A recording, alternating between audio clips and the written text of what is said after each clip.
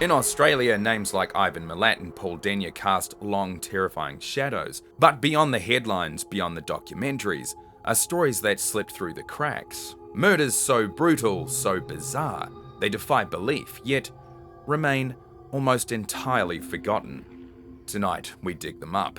This is Shadow Matter, and these are Australia's 10 most forgotten serial killers.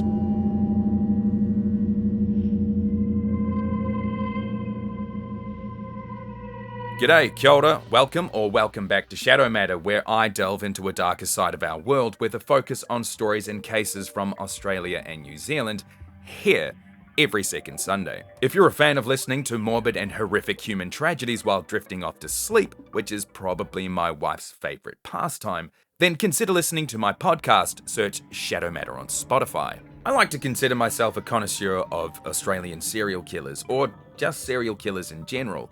It's a morbid fascination, and I know, because you're here too, that I'm not the only one. But several of these names, gotta be honest, never heard of them before. It's about to get dark in here, so put your kids to bed and set your notifications to silent. These are Australia's forgotten serial killers. Starting off with number 10, Eddie Leonsky, the singing strangler. World War II Melbourne was under a brownout, dim streetlights, empty streets, and that's when Eddie Leonsky struck. A US soldier stationed in Australia, he strangled 3 women because he liked the sound of their voices. He was executed by his own government, the only American ever hanged on Australian soil. His motive? He was trying to get their voices out of their throats. Almost poetic. Almost. Woohoo! Starting off with a banger, and I can't believe I've never heard of this guy before. His name was Eddie Leonsky. The victims were ordinary women. A typist, a singer, a librarian. They had no connection to each other, except one. They had beautiful voices, and that's what Leonsky wanted. Eddie Leonsky was born on December the 12th, 1917 in Kenville, New Jersey, the youngest of 6 boys in a struggling Eastern European immigrant family. From the outside, a big, strong kid. Inside, something was unraveling. His mother was dominant, controlling, obsessed with keeping her sons close. Some say she smothered them, others say she broke them. Eddie was her favourite, and her most damaged. As a teenager, Leonsky showed early signs of psychosis. He beat up smaller kids, he tortured animals, he'd stare at women, not with lust, but hunger. He once told a friend he wanted to, quote, tear out a girl's vocal cords and keep them in a jar. Everyone thought it was a joke. It wasn't. Psychologists later said he suffered from paranoid schizophrenia with sexual sadism. Though those terms didn't exist back then, what they did know? He had hallucinations, a voice fixation, and an almost ritualistic obsession with sound, music, breathing, screams. He believed if he killed a woman, her voice would become part of him, like swallowing a soul. He wasn't just a killer. He was a collector, not of items, but of identity. In his confession, he said, "I didn't hate them. I loved the way they sounded. I wanted to keep it." His victims weren't chosen randomly. He followed them, listened, fell in love with their voices, and decided he had to have them forever. War gave him cover, Melbourne gave him targets, and the darkness let him disappear into the city until it was too late. Leonsky wasn't born a monster, he was built, slowly, painfully, through a fractured mind and a mother's iron grip. When the war came, the monster finally had permission to come out.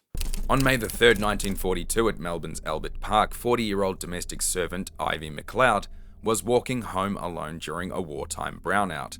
This is when street lights were dimmed to avoid air raids. I know some other countries call them blackouts, but Melbourne called them brownouts. Leonsky followed her into the shadows. She was later found strangled with signs suggesting ritualistic posing. Her body showed no signs of sexual assault, reinforcing that his motive was psychological, not physical. Leonsky happened upon Ivy by chance. He followed her through the quiet, darkened streets near Albert Park. No one noticed. No one intervened. When she turned down a secluded lane, he made his move. He strangled her with his bare hands, left her body posed, and calmly walked away into the blackness undetected. He later claimed he was drawn to her voice and mannerisms, that he felt something when she passed him. This obsession with sound and presence, not sex or rage, drove his actions. It was the beginning of a horrific spree. Within just 15 days, 2 more women, 31-year-old singer and barmaid Pauline Thompson and 40-year-old typist Gladys Hosking, would be dead. Leonsky had an intense delusional obsession with women's voices, particularly those he found beautiful or expressive. He told police during his confession, "I wanted to get at their voices. I wanted to absorb them." He believed that by strangling a woman, especially after hearing her sing, laugh, or speak kindly, her voice would somehow enter him, as if he were collecting souls.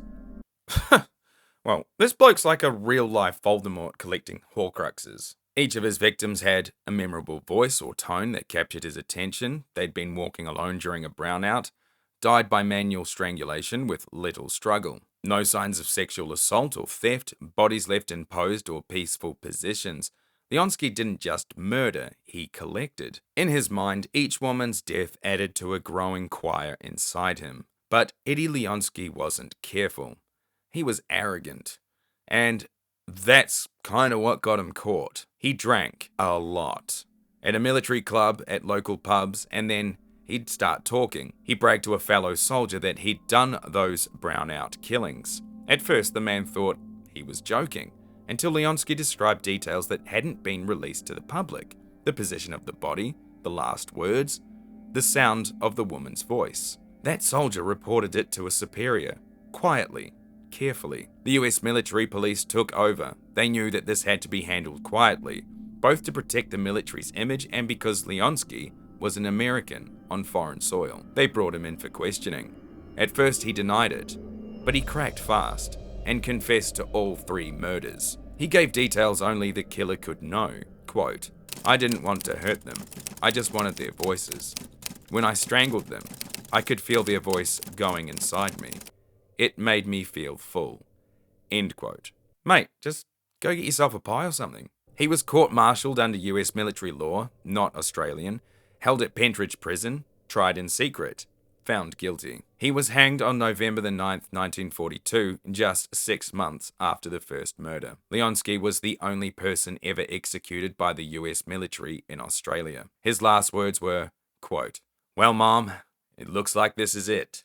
End quote. Number 9, Caroline Grills, the Angel of Mercy. She served tea and death. Caroline Grills looked like a loving grandmother, but beneath her glasses and floral dresses was a serial killer with a taste for thallium. Between 1947 and 1953, 4 people died after drinking her tea, laced with rat poison. They were all relatives, all under her care. She watched them suffer slowly. Doctors were baffled. When one victim survived, the truth came out. She was dubbed the Angel of Mercy. There was no mercy in what she did. Caroline Grills, born Caroline Mickelson in 1888, lived a quiet life in suburban New South Wales.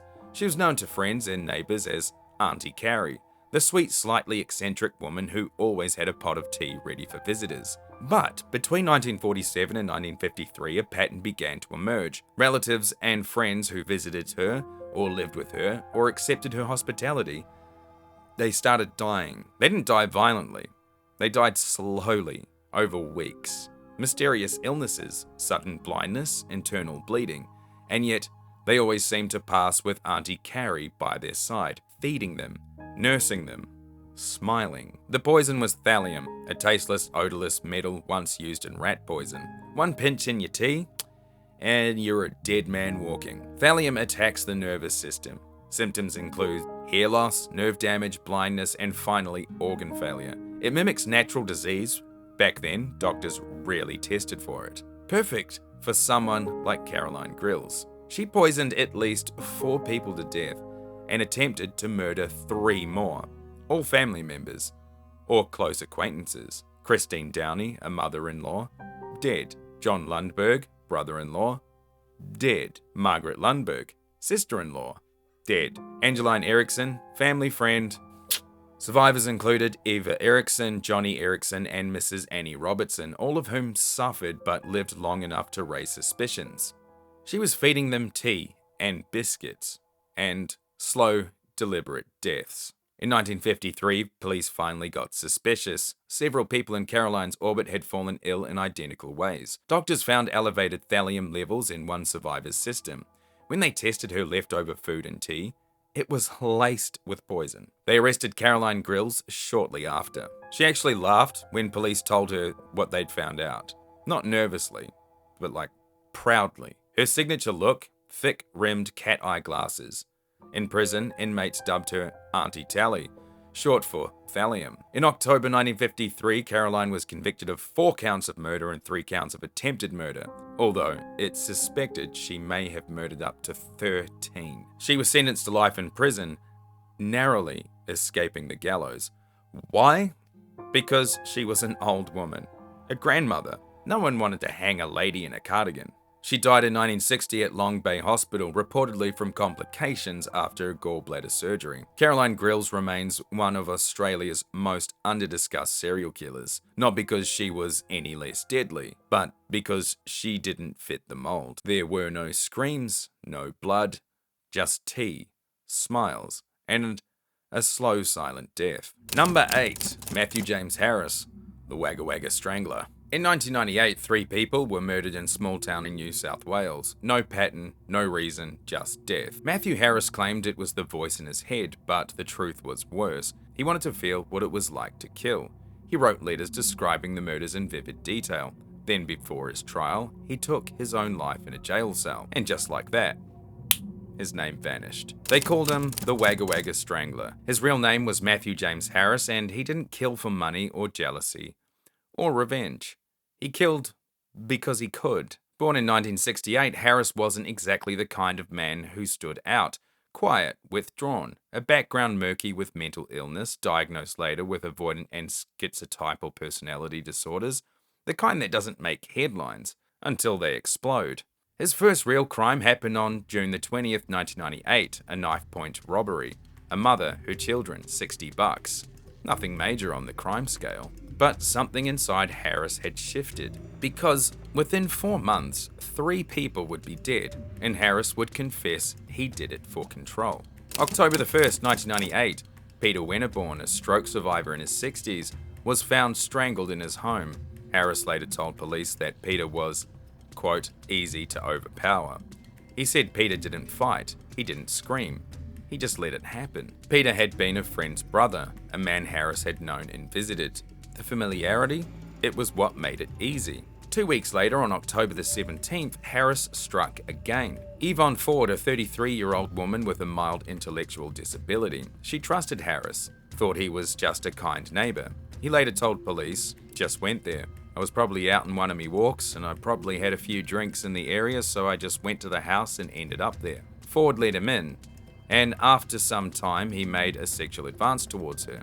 Originally, Harris became good friends with Yvonne Ford through driving her around the town, presumably because she had no access to a vehicle. He later said, quote, we struck up a bit of a friendship as just driving her around, and I obviously could tell she was lonely. She was slightly handicapped. I didn't come around here for sex. I didn't come around here for anything. I just came around to say hello. I live nearby, but then these thoughts started entering my head, and I wanted to kill her. End quote. As they sat in the bath together, Harris strangled her and held her under the water for 3 to 4 minutes. When asked why, Harris told police, quote, she was just unlucky. Could have been anyone. But this wasn't randomness, it was rage. Rage looking for a place to land. November the 3rd, 1998, his final victim, Ronald Galvin, Harris's neighbour, strangled, dumped in bushland outside of town. Harris said that this one was about anger. Misplaced festering, volcanic. No motive beyond the urge to make someone else disappear. The trail of death wasn't hard to follow. Too many victims, too many overlapping connections. And when Harris overdosed on heroin twice in the week after Galvin's death, police took him in. He confessed, coldly, openly. He told them how he'd done it, why he'd done it, and what it had felt like. It wasn't about them, he said. It was about me. In 2000, Matthew James Harris was sentenced to 3 concurrent 40-year terms with a non-parole period of 25 years. But the state wasn't done with him, and I hope not. The Crown appealed successfully. He now serves life in prison with no possibility of parole. He never apologized. He never asked for forgiveness. He never gave a reason that made sense. Because there was no sense to it. Just the silent chaos of a broken mind and a town that will never forget what it saw. Number 7, Frank Butler, the railway killer. He promised them gold. He gave them a grave. Frank Butler wasn't born in Australia. No. He came from the United States, a drifter with a shadowy past. Little is known about his early life, but what is clear by the late 1800s, Butler had arrived in Australia under a false name, and he was on the hunt, not for gold, but for vulnerable men with something to steal. He presented himself as a seasoned bushman, a charming and rugged prospector. He claimed he knew of rich goldfields in Queensland, accessible only by rough travel on foot, and all he needed was someone to help him carry the supplies. And that's how he found his victims. It's interesting what you find when you look in the right spots, and boy do we have a good one here. If I hadn't been searching for this particular topic, I don't think I would have ever found it. In 1896, a man named Bertram, or Bertie Taylor, a 22-year-old English migrant, was seen leaving Brisbane with Butler. Butler had convinced him to accompany him on a journey inland, promising gold, fortune, and partnership. Taylor was never seen alive again. Months later, another man, Captain Lee Weller, an American with a seafaring background, was persuaded by Butler in a similar fashion. Again, they disappeared into the bush together, and again, only Butler came back. By the time suspicions arose, Butler had already pawned some of Taylor's possessions in Sydney, including his watch and chain, which ultimately played a key role in unmasking the killer. Police eventually recovered Bertram Taylor's body, buried in a shallow grave in the sand dunes of Stockton Beach, just north of Newcastle, New South Wales. He had been shot in the head at point-blank range. This was no accident. It was execution. Evidence around the grave suggested deliberate concealment, the kind that comes from experience, but the killer had left enough clues behind. Authorities arrested Butler in 1897 after tracing Taylor's stolen belongings back to him. During interrogation, he remained cold, calm, and arrogant, but the circumstantial evidence mounted quickly. Taylor was last seen alive with Butler. Butler had Taylor's personal items. Put 2 and 2 together. Butler lied about Taylor's whereabouts. A witness reported seeing Butler returning alone from the trip, dirty and nervous. At his trial in Darlinghurst, Butler protested his innocence, but the jury didn't buy it. He was found guilty of Taylor's murder and hanged at Darlinghurst Jail on July 16, 1897. But was he a serial killer? Though Butler was officially convicted of just one murder, evidence suggests he killed at least 3. Bertram Taylor, Captain Lee Weller, never found but at least seen with Butler, and an earlier American victim possibly murdered before arriving in Australia. He fits the pattern of a classic serial opportunist, charming, manipulative, mobile, and lethal. And unlike many serial killers of his era, Butler killed for profit, not passion. His motives were cold and material: possessions, cash, and the ability to disappear before anyone noticed the bodies. So, how come we don't hear about this guy today? Well, time being the ultimate factor, I think. His crimes happened over 125 years ago, in an era when Australia was still a young federation, when crime reporting was regional and inconsistent. But part of it is because Butler's method. Wandering the outback and killing isolated men doesn't lend itself to the kind of media-friendly narrative that urban murderers like Glover or Denyer generated. Unless you're Ivan Milat or, Wolf Creek vibes. And so Frank Butler became a ghost, buried along with his victims in the sands of time. Number 6, Arnold Karl Sodeman, the schoolgirl strangler. Full disclosure, this entry involves crimes against children. I'll try to keep it light, but it is heavy. He was a father, a husband, a friend, and a killer of children. Arnold Karl Sodeman was born in 1901 in Victoria, Australia. By all accounts, he was a quiet man, a loving husband, and a doting father to a young daughter. He worked various jobs: labourer, slaughterman, odd jobs man, and lived a modest suburban life. But Sodeman had a secret. He was prone to drunken blackouts, periods where rage and compulsion overcame him. And during these episodes, he didn't just lose control, he became something else. Between 1930 and 1935, that something else would strangle 4 young girls to death in Victoria and then return home seemingly unaffected. His first victim was 12-year-old Mina Griffiths from Glenroy. On November the 9th, 1930, Griffiths walked home when she disappeared. Her body was found in the grass near the railway line. She had been strangled, her body partially concealed. The community mourned. The police had no leads. The killer struck again 2 months later in January of 1931 when 16-year-old Hazel Wilson of Brunswick, Melbourne, vanished when she was on her way to meet a friend. Her body was found the next day in Royal Park, strangled and dumped under a tree. Police considered the possibility of a serial offender, but in the 1930s, that term didn't exist. A few years went by before Arnold Sodeman would go on to take another 2 innocent lives in December of 1935, making his kill count 4 in total. His last 2 victims were Ethel Belshaw, 12 years old, and June Rushman, 6 years old. They were both killed a day apart. This 4th murder sent the state into panic. And finally, someone came forward. A witness had seen a man talking to the girl shortly before she vanished. A description was circulated. Sodeman, meanwhile, began to crack. On December the 3rd, 1935, Sodeman was arrested. He didn't resist. In custody, he confessed to all 4 murders, calmly, even politely. He said he didn't know why he did it, only that he felt an uncontrollable urge whenever he drank. He claimed he was sorry, but there was no emotion in his voice, just resignation. Investigators noted that his memory of the killings was clear. This contradicted his claims of blackouts. Sodeman's trial began in early 1936. His defense pleaded insanity, citing a family history of mental illness.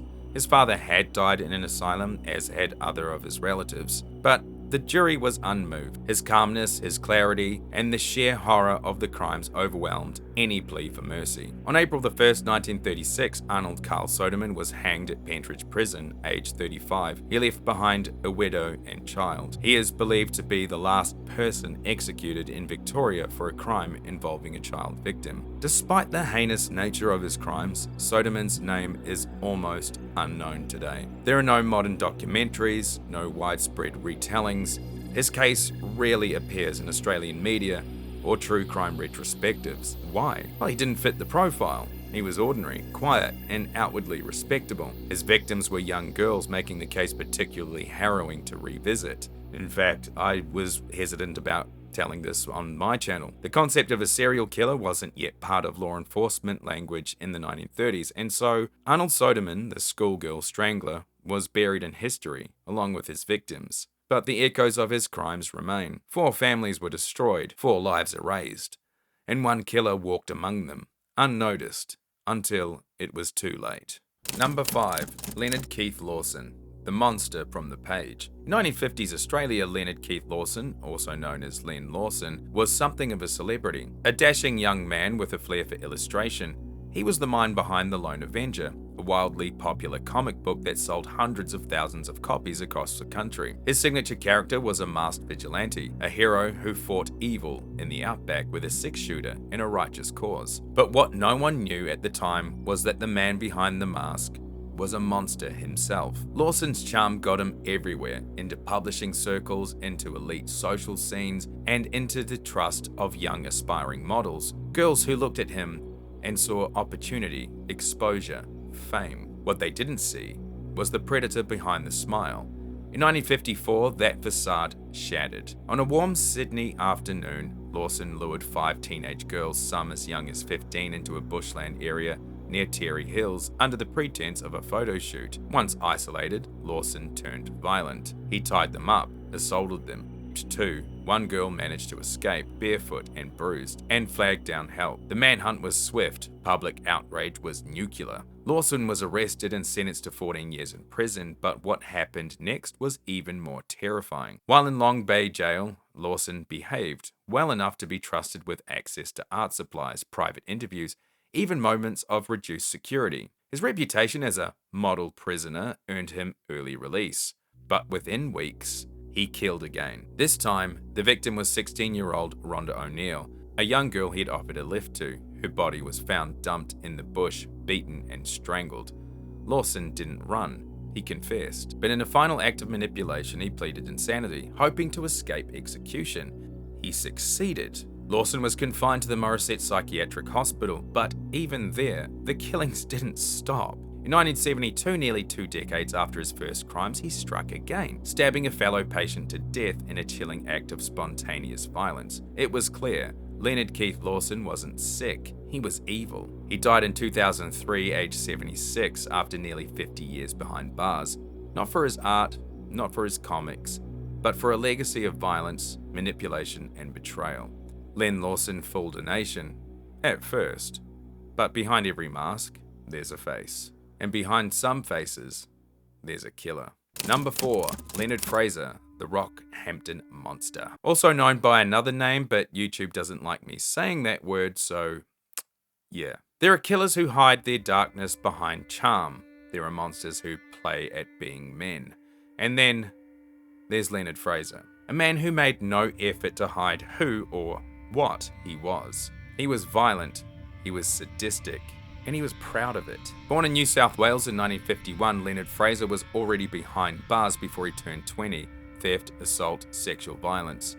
Prison became a revolving door, and by the mid-90s, he'd settled in Rockhampton, Queensland, a sleepy sun-baked town that had no idea a predator was living in its midst. By the time police caught him, Fraser had assaulted and murdered multiple women and girls, keeping trophies of their bodies, ponytails, personal items, and even writing out twisted love notes to the dead. He was cruel, calculated, repetitive.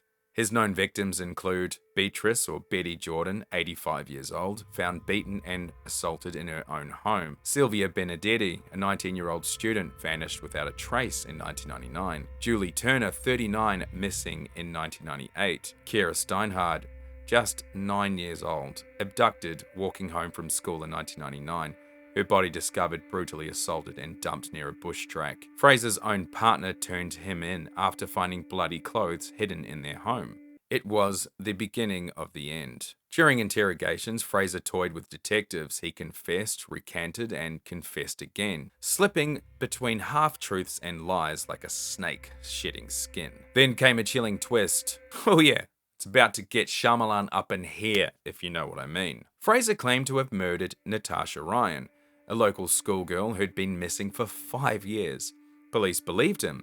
He even led them to where he claimed he'd buried her. But on day 4 of his murder trial for Natasha, she walked into a police station, alive. Turns out Natasha had faked her own disappearance, hiding in her boyfriend's cupboard for half a decade. Her parents had mourned her, the town had grieved, and Fraser had lied. Whether he thought he could impress investigators or simply enjoyed the control, no one knows. What we do know is this: Leonard Fraser confessed to killing at least 7 women, but police believe there may be more. Fraser was formally charged with multiple murders between 1999 and 2001 and stood trial in 2003, where he was ultimately convicted. He received multiple life sentences without the possibility of parole. He died in prison in 2007, aged 55, after a series of heart attacks. No remorse, no redemption. He once told guards he thought of himself as a lion among sheep, a predator misunderstood by ordinary people. But the truth is simpler. Leonard Fraser was a sadist, a liar, and a killer of women and children, and the town of Rockhampton will never forget his name. By the way, shout out to Moni if you're watching this. She is a work friend of mine who recently moved to Rockhampton. Hope you're having a blast, Moni. Tell Scott I say hi. Moving on. Number 3, Martha Needle, the Black Widow of Richmond. Before the turn of the 20th century, Melbourne had its own Black Widow, Martha Needle. Well, I mean, if you're going to be a serial killer, you might as well have a good name, right? I mean, that's a journalist's dream, that name right there. Her psychological dependence on getting satisfaction out of her own orchestrated grief is deeply troubling. Her victims included her husband, her children, and her fiance's brother. But it's thought there are more. Her weapon of choice? A cup of tea laced with a popular brand of rat poison. In the heart of the 1890s, Melbourne, nestled in the suburb of Richmond, lived a woman who was the embodiment of Victorian virtue, or so it seemed. Her name was Martha Needle, a devoted mother, a grieving widow, a woman who tragedy seemed to follow like a shadow. But underneath the lace gloves and Sunday smiles was a poisoner of the most calculating kind. Martha Needle's reign of death began with her family, quietly, methodically. First, her husband, Henry Needle, in 1885. He died after a sudden and painful illness. The doctors were baffled. Martha was left a widow, grieving, but financially supported by insurance. Then came her 3 daughters, Elsie, Mabel, and May, all dead before the age of 7. Each death followed a similar pattern. Sudden vomiting, stomach pain, collapse, no suspicion, just heartbreak. Martha told mourners it was consumption, or food poisoning, or simply God's will. And the community believed her. But death didn't stop at her doorstep. In 1894, Martha had a new suitor, Otto Juncken, a Swedish-born engineer, but there was one problem. His family didn't approve of Martha. Soon, Otto's brother, Louis, fell mysteriously ill. Then Gustav, another brother, collapsed and died. Finally, their father, Hermann Juncken, joined them. Each man buried quickly, each death more suspicious than the last. It was Gustav's death that finally raised a red flag, and a post-mortem was ordered. Now, it's about bloody time. And what they found was damning. Arsenic. Not a trace, but enough to kill 10 men. Yay! Martha was arrested, and during the investigation, the remains of her daughters and husband were exhumed. All showed signs of arsenic poisoning. Investigators discovered she had been frequently purchasing rough on rats, a commercial rat poison composed of white arsenic, tasteless, odorless, and deadly. The motive? Life insurance, control, and a deeply disturbed mind that may have found comfort in orchestrated grief. At trial, Martha Needle remained poised, insisting she was innocent, misunderstood, perhaps even cursed. But the jury didn't buy it. She was convicted of 3 murders, though likely responsible for at least 6, and sentenced to hang. On October the 22nd, 1894, she became the 2nd woman ever executed in Victoria. Her case faded into dusty archives, forgotten by time. But the women like Martha Needle, the ones who kill not in rage but in silence, they leave behind something colder than blood. They leave behind a legacy of trust betrayed. Number 2. Reginald Arthurell, repeat offender. Not sure why I said it like that, but okay, we'll just go with it. Some killers stalk alleys, others hide behind ordinary lives. Reginald Arthurell did both, but only after the system kept letting him out. Yeah, that's right. One that allowed this person to kill more than once. Arthurell wasn't just a serial killer, he was a repeat offender who killed while out on multiple parole times. Each of his 3 known killings happened after he had been released early from prison, despite clear psychological warnings that he posed a continued danger to the public. Now, it should be noted that Reginald now identifies as a woman and changed their name to Regina. Regina. But more of that in a little bit. Before he was Reginald Arthurell, the man newspapers would call Australia's parole-made killer, he was just a kid from the back streets of Sydney, born into a broken home in 1947, growing up in an Australia that didn't know how to deal with anger and didn't care much when it boiled over. By the time he was a teenager, Reginald had already seen the worst of domestic life. Court records and psychological reports would later describe a household riddled with violence, neglect, and control. There were no boundaries, no interventions, just silence, fists, and the long shadows of suppressed rage. But Arthurell wouldn't stay put. In his 20s, he took to the road, rebranding himself as a cowboy persona and heading into Queensland and the Northern Territory, where he became known by another name, Tex. Tex rode bulls, drank hard, worked the rodeo circuit, and even made friends easily, but behind the outback charisma was something colder. A drifter's loneliness combined with violent control issues formed the perfect storm. He couldn't hold relationships, couldn't keep jobs, but he could manipulate. He found his way into the homes of people who trusted him, then turned violent the moment things didn't go his way. In 1974, at just 27 years old, Reginald Arthurell stabbed his stepfather Thomas Thornton to death in Sydney. His reason? A petty argument. He pleaded manslaughter. The judge gave him 7 years. Psychologists said he was impulsive, emotionally volatile, but the system saw another well-behaved inmate. He was out in less than 5. Arthurell's story wasn't just one of murder. It was the story of how a system that let him out again and again, despite warnings, despite patterns, and despite blood. 3 people would die at his his hands over 21 years, and all of it was preventable. Convicted of manslaughter, he served 7 years. Psychologists warn he's violent, manipulative, incapable of remorse. Parole board notes say, displays good behaviour. Arthurell walks free. November the 30th, 1981, Northern Territory, 19-year-old sailor Ross Browning is found bludgeoned beside a remote track. The killer? Reginald Arthurell, again on parole, another manslaughter plea, another prison term, and another early release for good conduct. November the 23rd, 1995, Coonabarabran, New South Wales. By this stage, Arthurell had taken up with a lover, a woman by the name of Vinay Mulhall. While decorating the spare room for the honeymoon she'll never take, Arthurell, her fiancé, shatters her skull with a 1 metre length of wood. Neighbours didn't hear anything. Police find him calmly washing up blood on his boots. This time, it's murder. Judge calls him a profoundly dangerous man, sentenced 24 years without parole. November the 24th, 2020, age 73. Name now Regina K. Arthurell, after a gender transition in prison. Paroled into a halfway house near Sydney. Families of Thomas, Ross and Vinay beg authorities to rethink. Parole board insists strict conditions. Within a year, Arthurell is alleged to have menaced a church pastor, breaching parole. November 2021, warrant issued, parole revoked.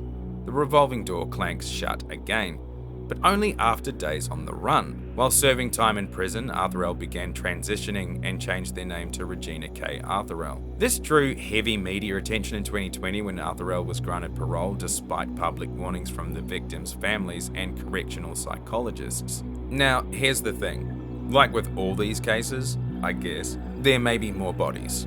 Detectives quietly link Arthurell to at least 2 unsolved homicides, including the 1981 stabbing of pensioner Catherine Page. No charges, evidence too thin, witnesses long dead. Official total, 3 confirmed killings over 21 years, each while on or soon after parole. Reginald Arthurell isn't the story of one monster. It's the story of 3 graves, 3 paroles, and 1 system that kept betting he'd change. Some murders happen in the dark. These happen in daylight, with a signed release form in the killer's back pocket. Number 1. Paul Steven Haigh, the casual executioner. He wasn't a monster in the shadows. He wasn't hunting strangers in the night.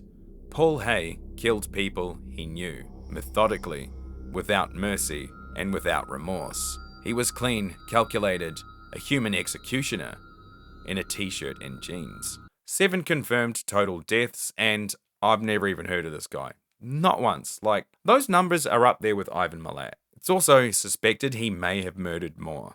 Again. Born in 1957 in Victoria, Paul Haigh seems like a quiet, unremarkable man, but behind closed doors he harboured a violent streak and a clinical detachment that made him terrifying. Between 1978 and 1991, Haigh murdered at least 7 people, including a teenage girl, his own close friends, and even a fellow inmate. He never killed in a frenzy.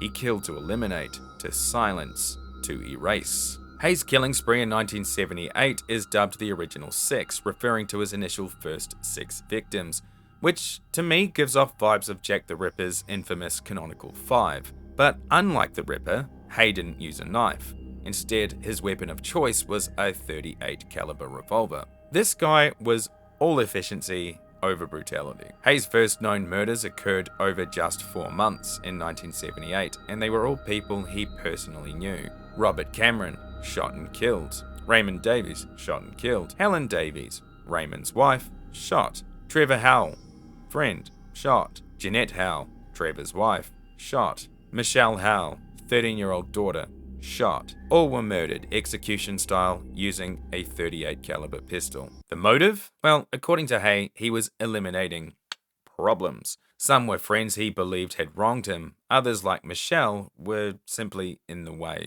He buried the Howells in a shallow grave near Healesville. Police described the scene as methodical, emotionless, like someone cleaning a house. Haigh was later diagnosed with antisocial personality disorder. He showed no empathy, no conscience. He admitted to the killings coldly, without hesitation. In court, he said, they had to die. That's all there is to it. Okay, mate, Spare us the details. No need to go on and on about it. That does perfectly sum up his character, though. A man of few words, efficient in his executions and his sentences. No fluffing about with this guy. So, how did this bloke get caught? Well, Haigh was arrested in late 1978 after police linked him to multiple disappearances. They were all known to each other, and of course, the one common thread to tie them together was that they all knew Paul Steven Haigh. Haigh was interviewed early on and gave conflicting reports. His demeanour was also described as cold and emotionless, which put him on the investigators' radar. Amazingly, the police managed to get a confession out of him quite easily. He led detectives to graves calmly and without resistance. During the search, they uncovered shallow graves containing the bodies of Trevor, Jeanette, and Michelle Howe.